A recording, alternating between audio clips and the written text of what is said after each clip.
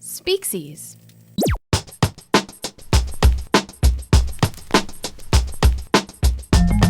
Hello and welcome to Origin of Species, Season 5, Episode 128.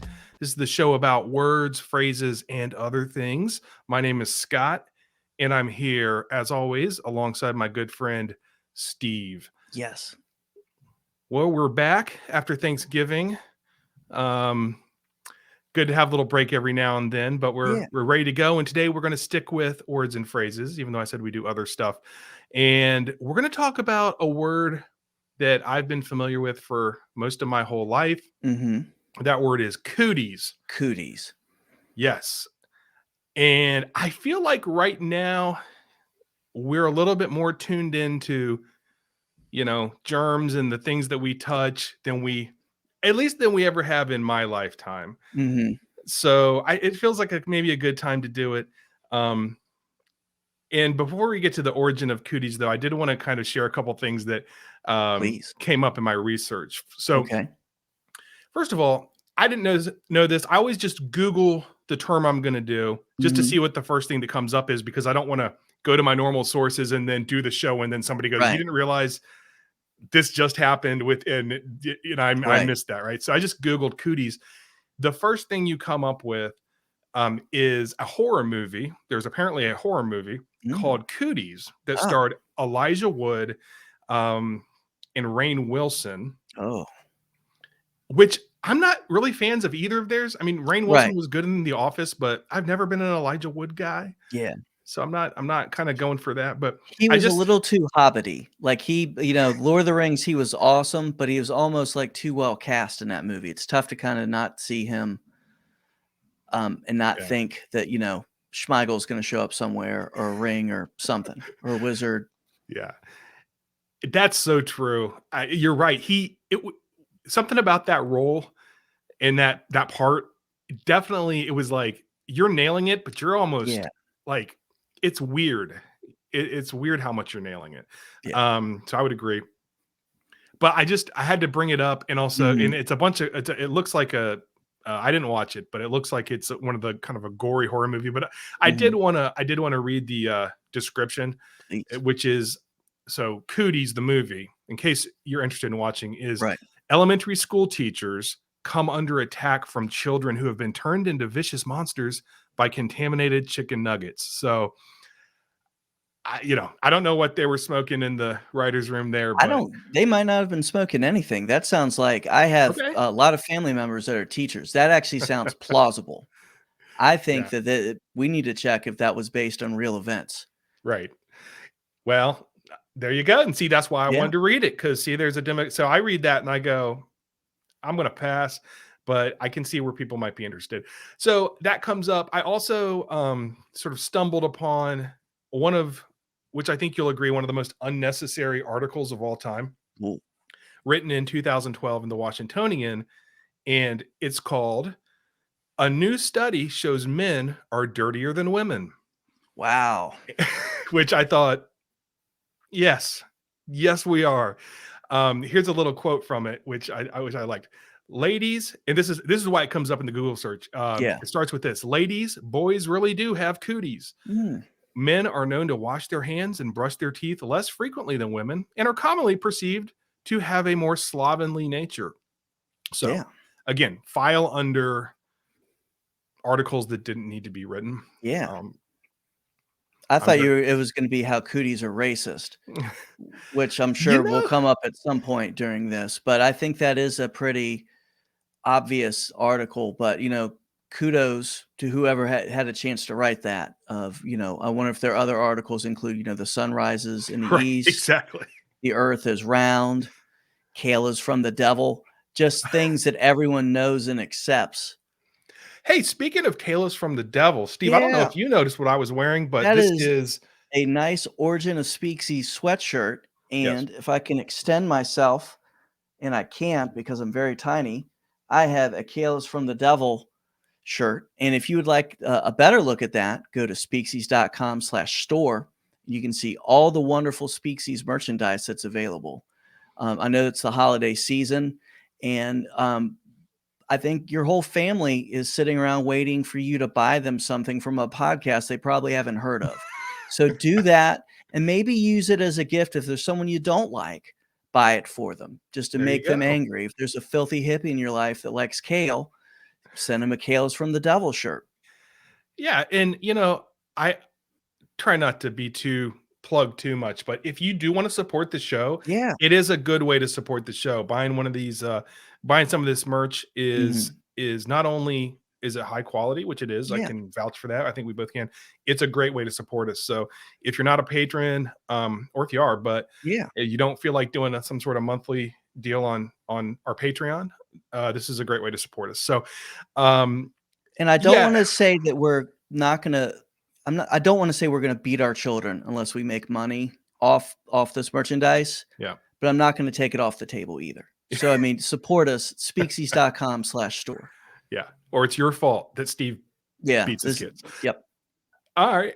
Good deal. So right off the bat, so we talked about the movie Cooties. We talked about the most unnecessary article of all time.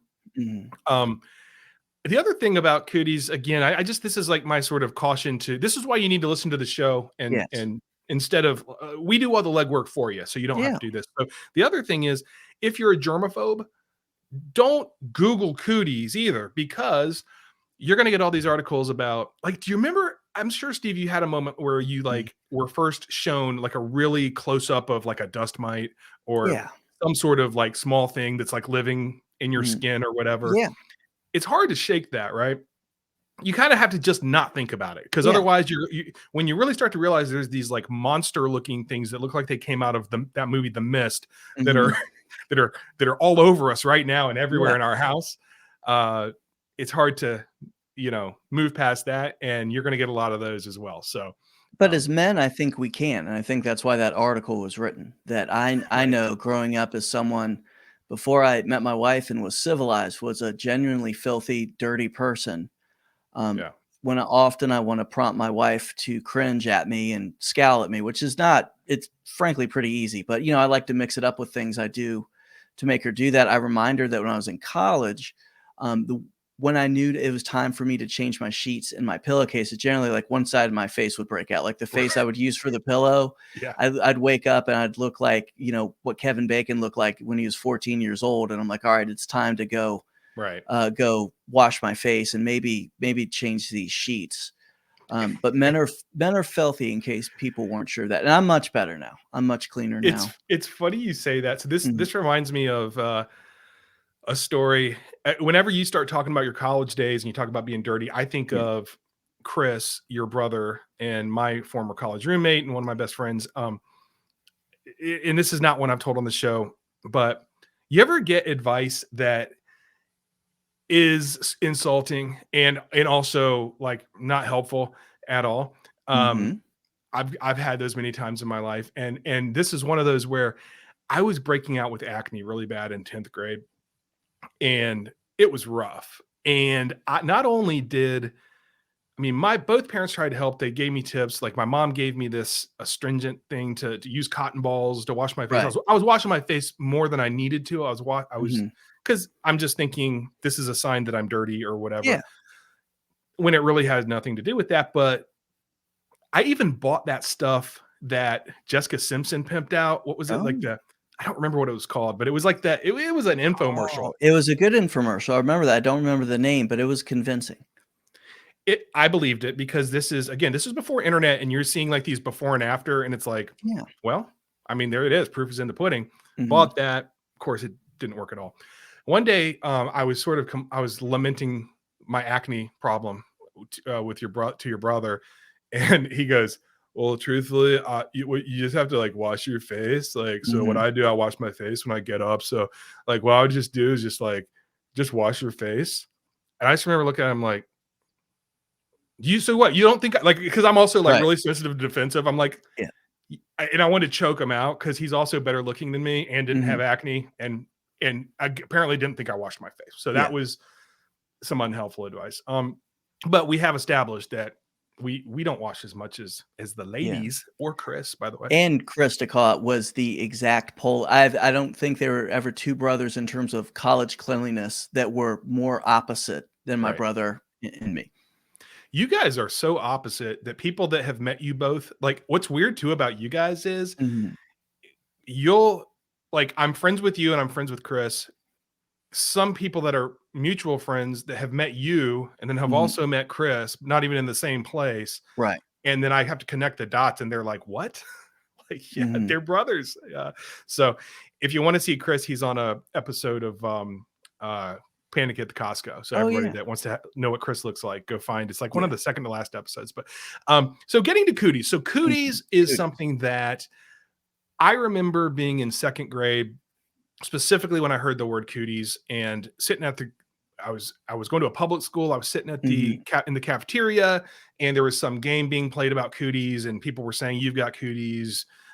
It's just always been there, and even as an adult, you use it sort of kind of as a joke, like, "I don't want your Cooties," you know. Right. You hear that probably at work a lot. I think as dads of daughters, I kind of like the concept of Cooties because the whole boys have Cooties thing is a really good thing to just get into their brain early on.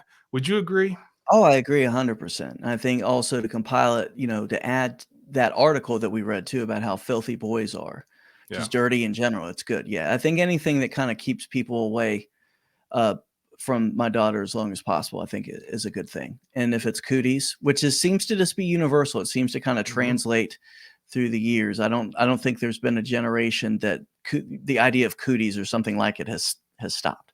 Yeah, and so that's exactly what we're going to talk about is where this started and how long it's been around. So the definition of Cooties per Oxford is a children's term for an imaginary germ or repellent quality transmitted by obnoxious or slovenly people. There's that word slovenly again. Yep. Which is interesting. I think it gets more wide-ranging than that, but that's their definition. Yeah.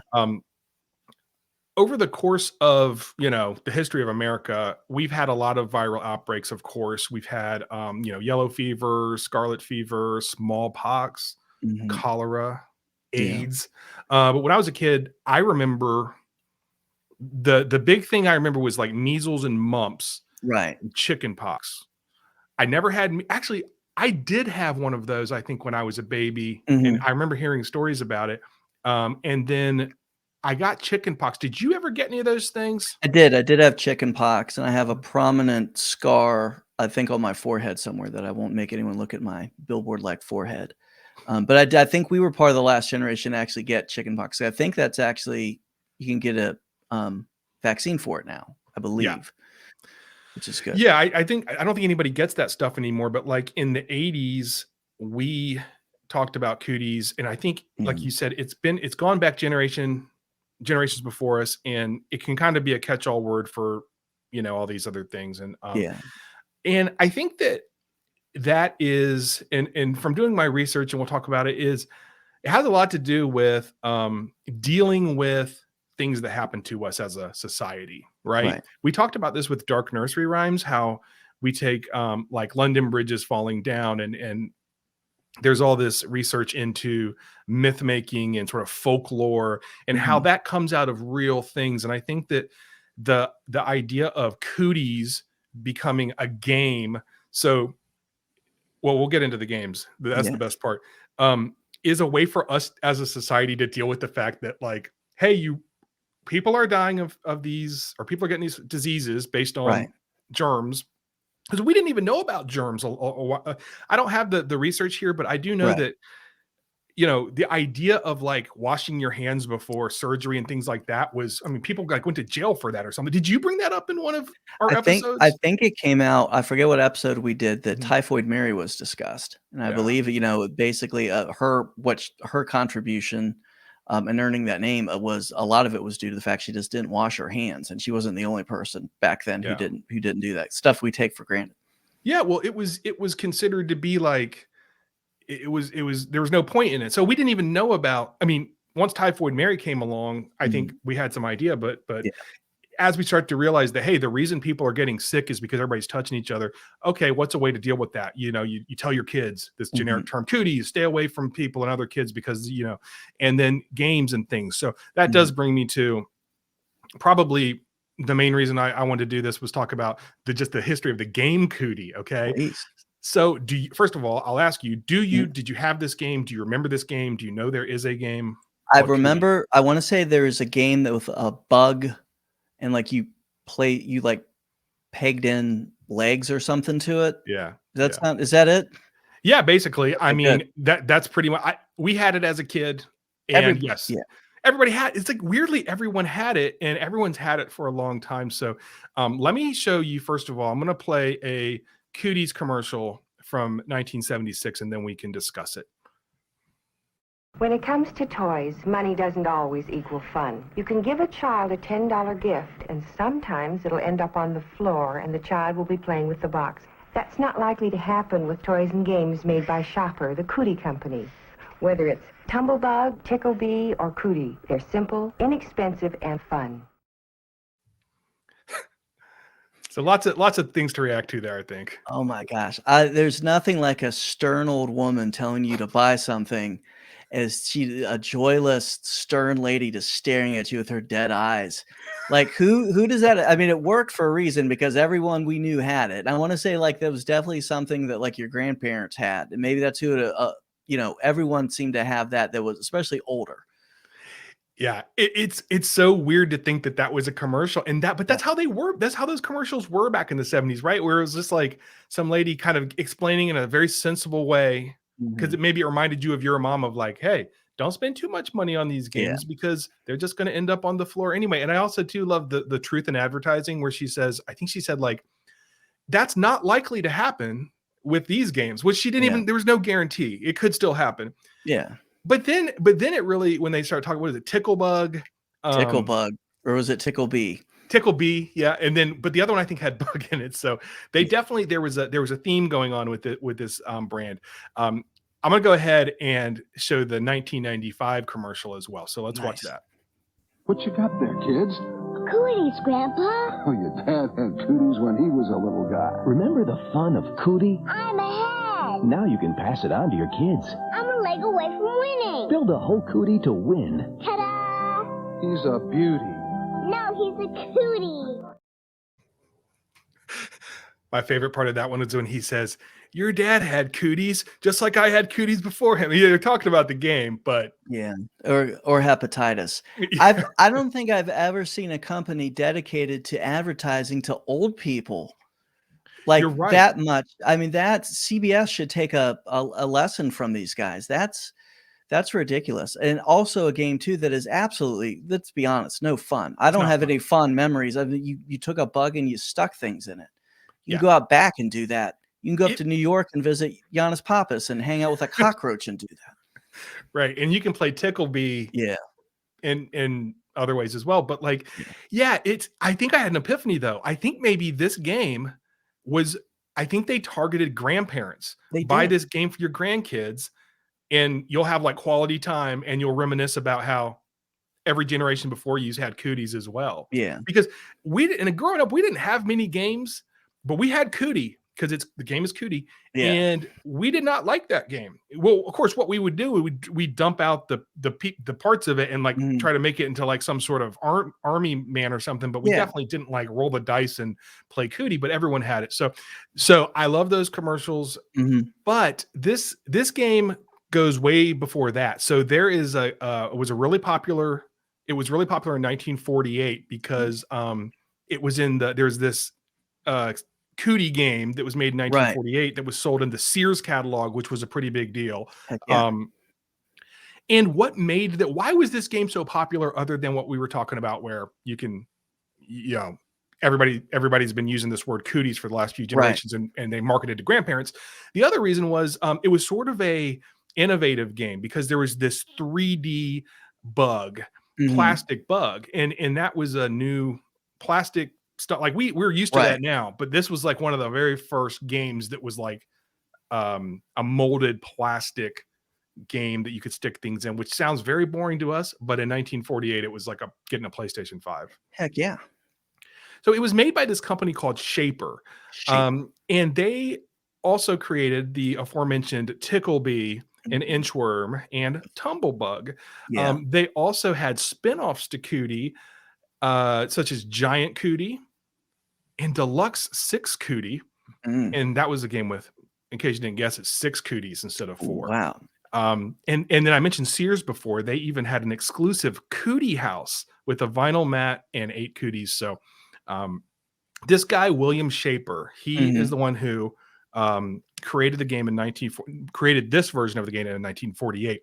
He was a postman, and in his spare time, he liked to whittle. So he was whittling a fishing lure, and he ended up with something that looked like a bug and ended up creating a Cootie empire. So wow, good for that guy. Yeah, kudos to that guy. But this still wasn't the first Cootie game. You have to go all the way back to 1915. There was a handheld game called, can you guess? Cootie game. Yes, Cootie game. Where you maneuvered the Cootie capsules across a painted battlefield and captured it in a cage. So the whole battlefield thing is a hint into the origin of where the term Cooties came from, which we're going to get to. But the ads encouraged the players to catch the Cooties, right? Because you're trying to get rid of them. So now the term itself, Cooties, we've sort of talked about the game and all those things. Right. I'm going to get into that. I have a couple articles and of course worldwide words, but first I want to pass it over to you, Steve, because it's time for our new slang, I believe. It is. But before we get into new slang, I wanted to share with you something that has been a new phase of life for me in these COVID times or post-COVID times or whatever it is that we're in right now, which will probably change between our recording and the airing of that. So I finally, just due to weather and what I went through last winter, getting fat, eating bread, and not exercising, realized I needed to go back to the gym and return to the gym. So it really, for me, isn't as much a return to exercise as it is a return to people. So as I've shared on previous episodes, I've been spending the last couple of years exercising like a 70-year-old man. I try to walk every day. It gets me in the sunshine, keeps me away from the Cooties, gets me from some fresh air. It's that vitamin D. Yeah, get the vitamin D. And I learned last winter that's good. But when you decrease your walking and increase your carbohydrate calorie intake tremendously, almost in the same kind of reverse dynamic that my brother and I have when it comes to being clean in college. That doesn't end well, and it ends with your father threatening to buy you fat jeans from Wrangler. So enough about that. So I'm back at the gym, and I don't mind sharing what it is. I'm at a local Crunch gym where I pay, I think it's $15 a month. And you know, it's the month-to-month thing that supposedly I can get out of, which we'll see how that works. Crunch is awesome. Crunch is well, this is probably not an endorsement for Crunch. This is also where I belong. And I do say belong instead of go for a reason. It's a good way. But at least, like you said, it's month to month. So if I'm paying I've had much more expensive, gym memberships that I haven't paid for. I mean, that I have paid for that I haven't gone to. So I'm just paying less, to not go to Crunch. But so I like Crunch as well. I like it too. And essentially I'm spending $15 a month to rent a treadmill, which isn't that bad. And hopefully will keep me from being morbidly obese. And if that changes, I'll have some wonderful Origin of Species sweatshirts to wear. There you go. To help cover myself. I feel like this is a personal attack once again, but no, I mean, not at all. I'm wearing the Origin, but you're right. It does help. And the black is slimming. Get the black or the navy blue. Wearing a nice fitting one. You know that we all have those sweatshirts that when you feel like you need to like hide your body in, that this 3 sizes too big because you feel like Natalie from Facts of Life, and you just want to body shame yourself. There's a reason why I love this time of year. I have so many I have like a jacket for every day of the winter and like a coat and a sweatshirt because it's like, I'm with you. I agree. So all my personal attacks will be offline and probably on Speaksie's social media, which you can find us at Twitter and Instagram at Speaksies. But so going back to the gym, the COVID and whatever has not really been too much a concern. Cooties hasn't been too much of a concern, but there has been something that I realized I've been worried about dealing with again and found out I haven't missed, and that's people. Because other people are terrible. And that hasn't changed. That's one thing that hasn't changed from COVID is people don't know how to act outside of their home, probably don't know how to act inside their home. And I, again, my kind of maybe non-rose colored glasses on my fellow man has not been changed. So just a couple things that I've noticed to talk about how people are awful. First was a loud gentleman on a treadmill who's pretty much working as his own hype man to whatever rap song he was listening to, because he would periodically shout out and encourage whoever was doing the main rapping or hip hopping or whatever it is. Probably about Cooties on the song. And that was something that I felt like I thought about addressing it with him. But, now that I'm a Belgian Mongolian, when I see fellow people of color, especially ones that are much bigger than me, I'm like, you know what, I'll let that guy work it out and do that. So actually on the same day, I went to the other side of the gym to get on a treadmill. And then there was a gentleman who was running, which is nice, but also having a conversation on a speakerphone. Yeah. And of all the things that annoy me, which is many, many, many things, people that speak on FaceTime or speakerphone in public when there's no reason to, where the phone could be at their ear, they should be beaten, and they should be beaten badly. I think I don't know if there's laws that allow that yet, and maybe this is like the platform I run for governor on, or something like that. But there are a few things I find more infuriating than people that are having conversations on speakerphones. Even though this guy was impressively doing it, as he was running at a pretty solid pace. And he also had just an earring that almost was like a 90s sort of flashback of just like a dude he's a white guy that had an earring. Yeah. That's funny. I was just talking to someone about that whole late 90s sort of guys just randomly wearing earrings thing, including myself. That lasted for about 3 months. But I thought you were going to say like remember when there was like the stud earring though, with like the little cross that hung down from it from like the left ear. Like that was a vibe for a while as well. I think like Lawrence Taylor did that. My childhood hero Eric Davis did that. I think if it was a dangling shark's tooth, that's what I want to see come back, and maybe that'll get me back into the earring game, kind of like Jimmy from Roadhouse, the official movie of Thanksgiving. Oh yes. But before I tangent too much, so keeping with the idea that people are terrible, it's time for some new slang. New slang when you notice the stripe. So the term I decided to do today is inspired from my list of teen slang from parentology.com. I've been bouncing around from different subjects this season. Went back to Oprah, which is always good. When in doubt, go back to Oprah. But I went back to parentology this time, and the term is mukbang. It doesn't sound good. I don't know what that word means.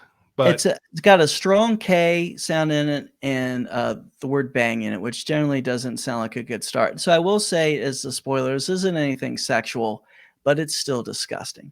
And will, again, kind of goes with my discussion of not making me a fan of people. So from parentology.com, they define mukbang as a Korean word that translates to eating broadcast. It involves watching people eat over a webcam. Ooh, that's horrible. Yeah. I mean, it doesn't shock me though, because people, it seems like, will watch anybody do just about anything. But that's pretty gross. Yeah. And they continue a little bit more detail. A popular type of YouTube video, a mukbang, features someone consuming huge portions of food on camera. The term originated in South Korea, where families often share meals over webcam. So, okay, well, that's kind of wholesome then, right? If you're sharing, I can kind of see that, but I would rather just have a call with my family after or before I ate. But okay, maybe it's a cultural thing.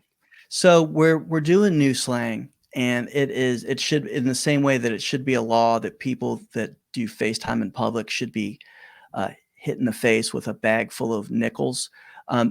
I think it's a law that we have to go to Urban Dictionary. So mukbang, according to Urban Dictionary, is a trending live streaming fad in South Korea wherein somebody prepares and or eats on cam. And as always, Urban Dictionary provides us a sample, a phrase, a sentence here, so we can see this in action. So please remember that I'm reading from Urban Dictionary, and this is the #1 definition by Spiceman 1223 from 2016. Tyler walks into room. Tyler, shit, dude. WTF you watching? Jordy, chill, bro, ham. It's just mukbang. Tyler, muck what? Jordy, muck, STFU, and watch. Okay, so it's still, I'm still intrigued. It's so, yes. But are you? Ugh. So let's keep going. Let's just keep digging that hole. Yeah. I'm going to go to an article from thrillist.com, American Mukbang, why we love to watch people eat. So wait, discuss. Who is we in this? I'm sorry to cut you off, but why we love to, I think he's taking some liberties there, because I don't think that many people, and before you said it's a popular thing, I'm still, I don't know what rates as popular, but maybe it is more popular than I thought. Sorry, go ahead. Well, we'll tell you a little bit about it. So the article here discusses even though it originated in South Korea, Americans have gotten in on the trend. One of the more popular users that Thrillist discussed is Bethany Gaskin, better known as B Loves, who has a couple YouTube channels, B Loves Life and B Loves ASMR Eating Her Way. Which at the time she had over 2 million subscribers as of February 2020 when this article was written. Now, by the way, she has 3 million subscribers. Wow. Subscribers. Is she hot? She's got to be hot, right? She's an attractive lady, I would say. Okay. But not in an outrageous way. I mean, nothing against her, but like she's not getting 3 million followers or whatever views, whatever it was, by just her looks. It is because she's eating stuff. Okay. Yeah. And we'll get to an example here of what this looks like. So her most popular video with over 13 million views is entitled Seafood Boil 8, Smacking Noises, Messy Eating, 4 pounds king crabs, 2 lobster tails, mussels, clams, shrimp. I feel sick. Yes. Me too. And I am always been a fan of very outrageous and long book titles. Yeah. And I've realized that when I see a very outrageous and long YouTube video title, that I have the opposite feeling. Yeah, that's a good point. It's never good. It's never good. Yeah. So you might be asking yourself, one, why did you bring this up? And I agree. But you also may be asking yourself, why? Why do people like this? So again, from Thrillist, they posit that part of the reason is a neurological factor called ASMR, autonomous sensory motor response. ASMR is described as a brain tingling feeling, and people find it relaxing. The familiar sounds of eating, slurping, and chewing, and imagery of mukbang videos supposedly trigger ASMR for many viewers. So I've heard of ASMR in like blonde ladies like whispering into things, and I've heard them before. I'm not a thing I'm into. Yeah. But the idea that familiar sounds of eating, and I'm quoting, slurping and chewing, does it for some people. So as you can imagine, there's some criticism of this. Yeah. One is it triggers eating disorders. You watch people eat a large amount of food. And I guess I don't have an eating disorder that I'm aware of. It like grosses you out or something, so then you don't want to eat. Is that what it is? Or it makes you want to binge, I would think. Oh. And also it doesn't really get to the whole cultural appropriation thing, but points out that one of the reasons Koreans do this is because of their culture and the way they work. They're often lonely, and it's a way for them to be together and do that. It's connect through food, right? With people that or if they're in a situation where they can't connect with family, to kind of relive that. And I'm not sure what life is like in South Korea, but I know, we live in the land of plenty right now. Yeah. So there is if anything, before you give your criticism, cultural appropriation. I mean, fat white Americans, or not just white, fat Americans. Yeah. That's who they're culturally appropriating. Because I was also thinking about, because I mean, we got to be like the fattest country or close. If we're not the fattest, we're in the top 5%. Hey, we're number one. We're number one. I'm thinking like this is just taunting other countries that are, maybe less fortunate. So Yeah, and I could see that too. It does seem a little bit just kind of gratuitous and unnecessary. yeah. But there is one thing that I've thought they left out in the criticism, and it's fucking gross. So, Scott, if you could open up YouTube. Okay. And I'm just going to ask you just to put in the search, just put in the word mukbang, M-U-K bang. M-U-K bang. Mm-hmm. Oh my God. Gosh. Yeah. This is so much worse than I thought. So we can go ahead and right. Yeah, let's go ahead and cut out of that. Yeah, so get out of here. That was the reason I didn't share any video. We had discussed me showing a video earlier. We talked earlier. You know what's really funny? I actually have the receipts on this because I got an email from you. Well, we had talked earlier. I said, if you need any video or whatever, just shoot it over to me. I'll pull it up while we go. And you're like, yeah, no problem. And then I get this email from you going, oh yeah, I got to send you that video. I'll have it over to you in a minute. 10 seconds passed and I got a text, hey, FYI, we're not doing the video. So then I was like confused. I was like, wait, is it, but we're still doing another video? And now I see why it was that quick. Cause who wants to, honestly, just that is kind of turned my stomach a little bit. Yeah. I don't understand it. What is wrong with people? Yeah. I will judge, we can't judge. Please. I will judge. If you like watching fat people eat, go seek therapy, go walk, do what Steve does for exercise, get a membership to Crunch. Yeah. That is just disgusting. Yeah. You'll have a whole other range of reasons to hate people other than watching people eat online. So anyway, I don't want to spoil this, but I am going to assume that you give this a thumbs down. I give it a thumbs down. I'm ashamed of myself, and that's our new slang.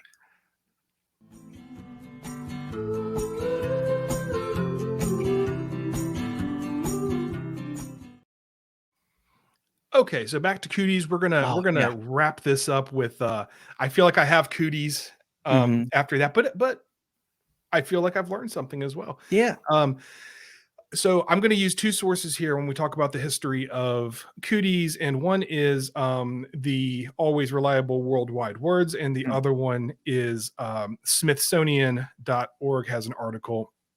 And Smithsonianmag.com has an article, and it's called A Brief History of Cooties. So we talked before, I was talking before about remembering in second grade about learning about Cooties, and I didn't talk about this, but tell me if you remember this, but there was kind of a game that you'd play as a kid, and you'd use like a pen or something, and you'd like write a little circle, and then you'd give yourself a shot, or you'd give somebody a shot with the pen.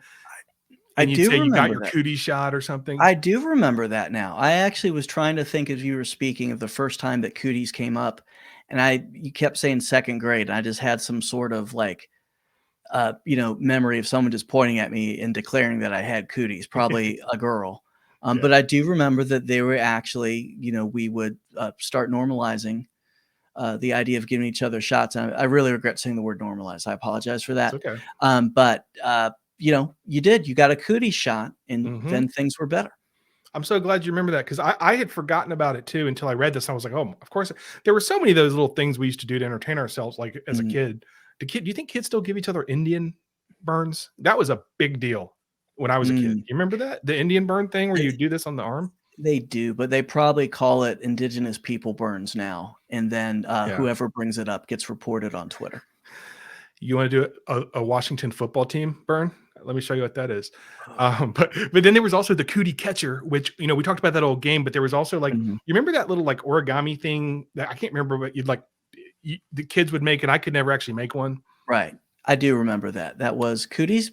Cooties had a lot of like influence on what we did as younger people. Yeah. So going to the Smithsonian article, they talked about this. I just want to mention this. I already mentioned before a little bit about this, but they said that to historians and social scientists, the Cooties phenomenon isn't just child's play, as they say.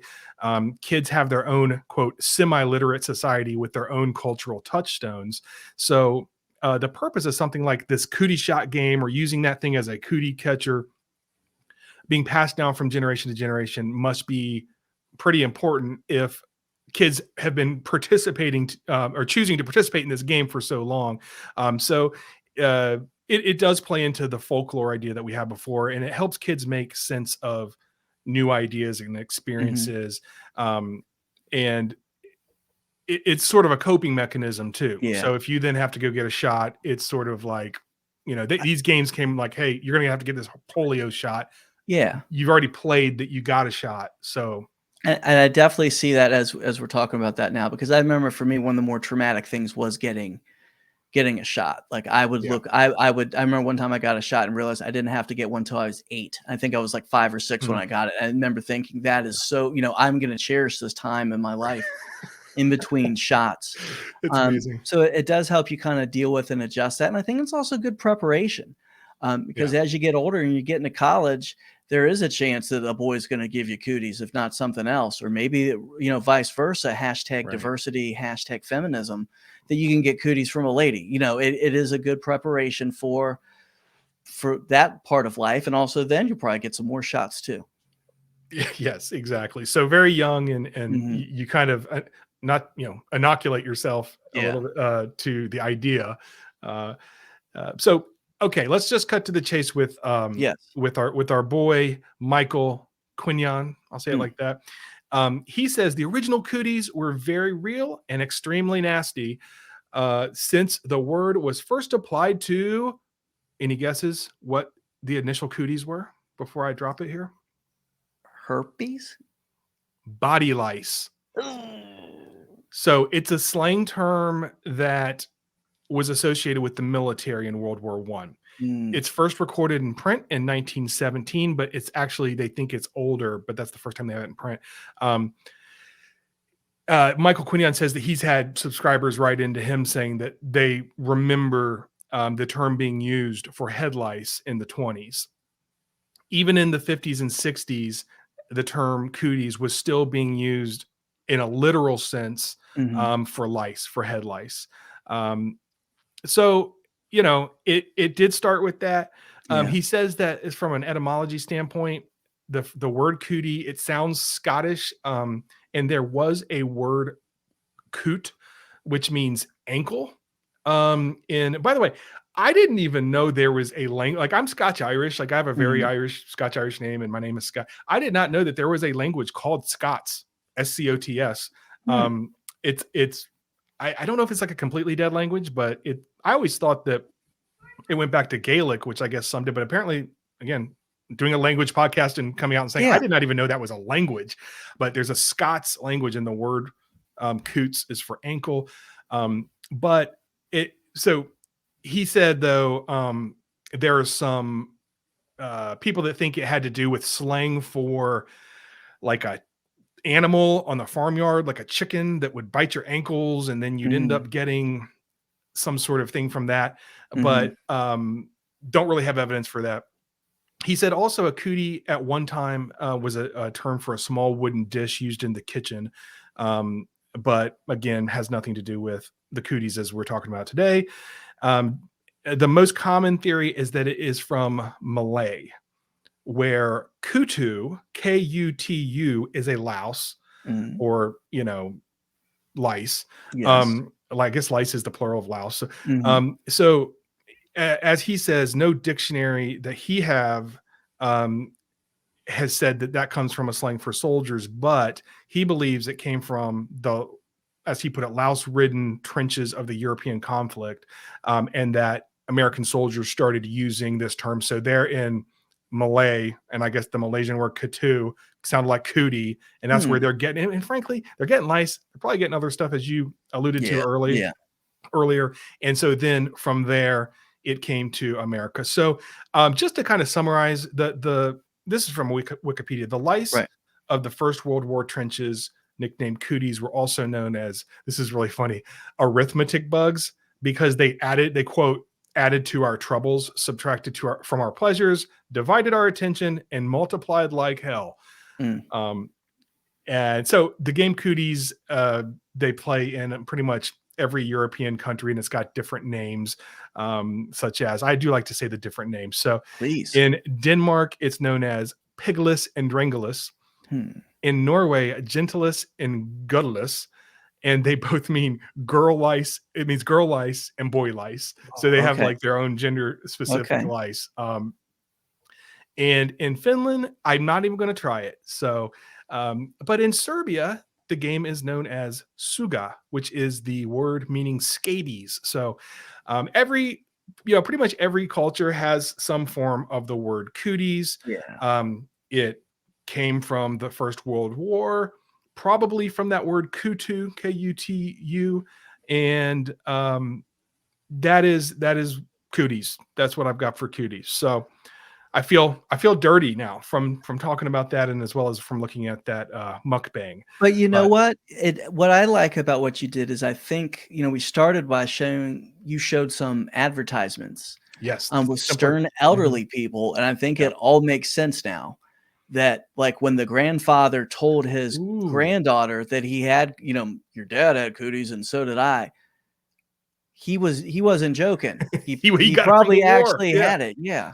Yeah, exactly. And I was saying before, just simpler times with those commercials too. Like I really enjoy just the, like you said, the stern adult. Well, I guess the guy wasn't that stern, but he was also, there was a little threat there. By the way, Yeah. I think the kid in the second commercial, actually, by the way, we have one more term I'm going to knock out real quick, but is it okay if I showed the 1995 commercial again? And this time when you watch it, is this the same kid from the moist Duncan Hines commercial? Let's find out. Let's look.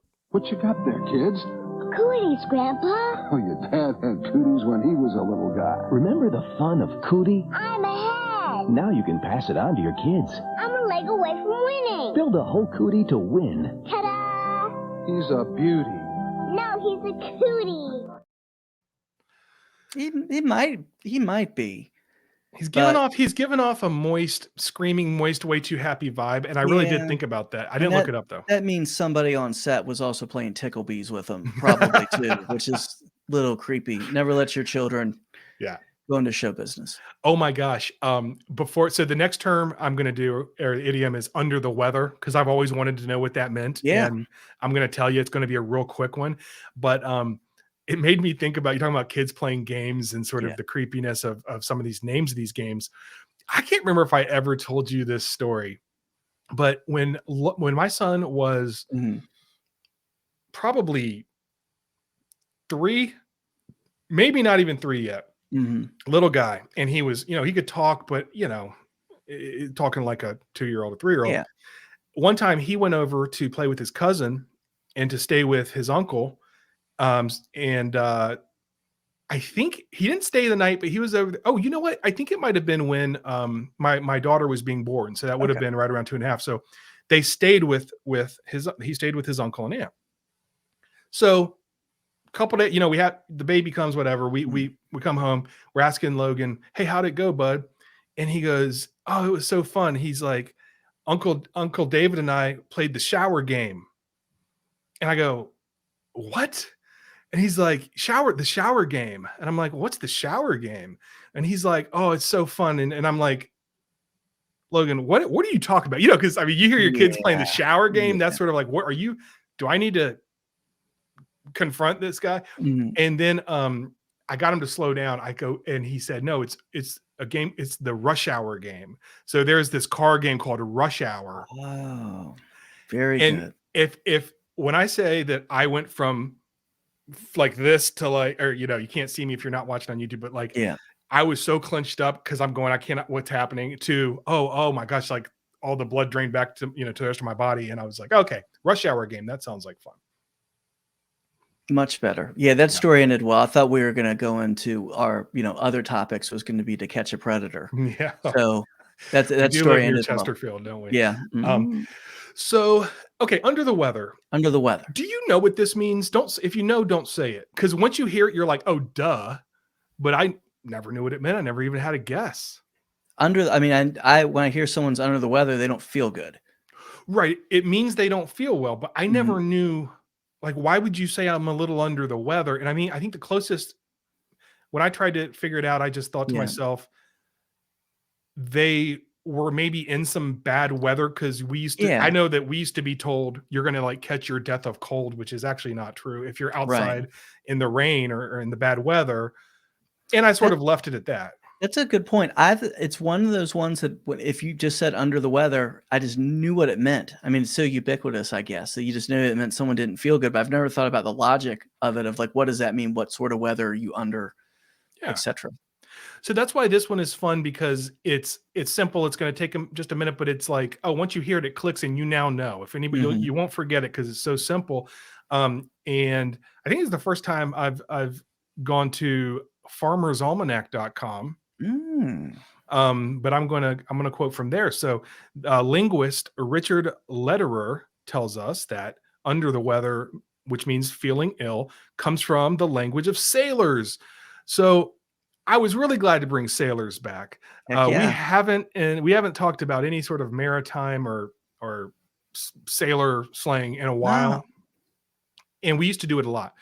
And so of course the first thing I'm thinking of is something, the cat of nine tails going to come out. Someone's getting spanked. Yeah. Those randy sailors and their cats of nine tails. But so here's what Richard Lederer, the linguist, says. He said, on the high seas, when the wind would start to blow hard and the water became rough, crewmen and travelers would go below deck and down to their cabins in order to ride out the storm and avoid becoming seasick. In this way, they literally retreated to a location under the weather. Which, by the way, as I read that, it sounds like folk etymology, because anytime it ends with they would literally, it's folklore, but this is actually what it is. In digging a little further, we get a little bit more. According to Salty Dog, and now you like long titles, here's one that you might like. Salty Dog, the nautical origins of everyday expressions. That's it, by Bill Beavis and Richard McCloskey, which is awesome that this guy's name is Bill Beavis. And they said that the term is in its entirety is under the weather bow. So they tell us that the weather bow is the side of the ship upon which all the rotten weather is blowing. So you would say this is the weather bow, and you're going to go under the deck. So under the weather just simply means you're not feeling well, or you're getting down below the actual weather on the ship, and keeping yourself from getting seasick if possible, and keeping yourself from the elements. So now you know that, and I like it makes sense, and it's always good to have sailors back. As long as they don't want to play Ticklebee with you, or maybe if you do, maybe if you need to get cooties, or all that time practicing getting a shot, it's going to finally pay off. I'm going to give one more bonus. This is sort of like just quick hits here. As I was looking at under the weather, the origin was fun because we got to talk about sailors, and I was like, there's not enough time for a full topic here. I got more interested when I saw a term called brass monkey weather, which I never heard of. So I'm going to read what this is. So there's a story often repeated that the phrase brass monkey weather originated in the British Navy at the time of the Napoleonic Wars. And it is said that the stack of cannonballs alongside each gun were arranged in a pyramid on a brass plate to save space. The plate was called a monkey. And in the very cold weather, as the story goes, the cannonballs would shrink and fall off the stack. So he says, like he does a lot, that this is rubbish. The whole brass monkey thing is, the actual saying is, it's so cold that it would freeze the balls off a brass monkey. Right. Cold enough to freeze the balls off a brass monkey. And I just wanted to say that a lot of times. But it doesn't come from that little thing I read you. There was the boys that would bring the charges for the guns were known as powder monkeys, but this whole story is not true. And basically it's kind of a boring etymology, which says essentially just the idea of a brass monkey. It's a solid brass object that can get either really hot or really cold. There's nothing really fun with the etymology, but I'm going to start using that. And by the way, I remember one time having a coworker that I will never forget this, that said, it's colder than Methuselah outside, which is pretty good because older than Methuselah makes sense. Colder than Methuselah doesn't make sense, but it's hilarious. And so that's my go-to now. And I'm really cold. It's colder than Methuselah out here. If you don't know who Methuselah is, think he, according to the Bible, is what the oldest man that ever lived, something like 700, 800 years. Yeah. So you say somebody's older than Methuselah, they're pretty old. No evidence that he got, colder than the average human being. And the last little bit of, I know I keep saying it's the last one. No, keep going. Do you know what a brass monkey actually is? Like the song Brass Monkey. So let's get that out of the way. There's the Beastie Boys song. I never thought to look up. I assumed it was something illicit. Yeah. Do you happen to know off the top of your head? I don't, and I'm hoping that you were wrong and it is illicit. It is illicit. Okay, well, it's not. I thought it was drugs. I just assumed it had to do with like smoking pot, but it actually, Brass Monkey is a cocktail, and it is something that pretty much any bartender would know. Brass Monkey is a cocktail, and it is. I'm not even gonna. You just Google it, but it's a very simple cocktail. It's like ginger ale and tequila or something. But Brass Monkey. And what I thought was funny was, I guess, I think it was Ad Rock, one of them was being interviewed, and because they got the question all the time, what's the Brass Monkey? And he just goes, man, do you not have Google? Like, it's like, we were so tired of answering this question. It's a quick Google away. It's a cocktail. Damn. So with that said, Brass Monkey could help with the cooties if you're in a pinch and don't have any actual medicine, I would think. But well, Steve, you want to bring us home? That's good. Well, thank you for sharing the history of cooties. I feel like now the next time I'm hanging out with a second grade class, which I have no reason why I would be doing that, especially as I've said it out loud. I'll have something to speak about. So let's close out this episode. Thank you very much for listening to Origin of Species. If you enjoyed the episode, please help us spread the word. Like and subscribe on YouTube. Leave a positive review and 5-star rating on Apple Podcasts. For more great content and to directly support our show, become a Speaksies supporter at patreon.com/Speaksies. Any amount of support provides you access to all the great bonus content available, including other Speaksies shows, like our exclusive video podcast, Speaksies Uncut, where we definitely get away from the words and phrases and talk about other things. And also, if you want some hot merchandise, or if you want to annoy somebody for the holidays, go to Speaksies.com/store. Our TeePublic powered store is there. Great merchandise, as evidenced by the two beautiful men that you're looking at right now. So Speaksies.com/store. Also to support us on Patreon, Patreon.com/Speaksies. That's Patreon.com/Speaksies. All right, Bob's your uncle. Watch out for bears, and kale is from the devil.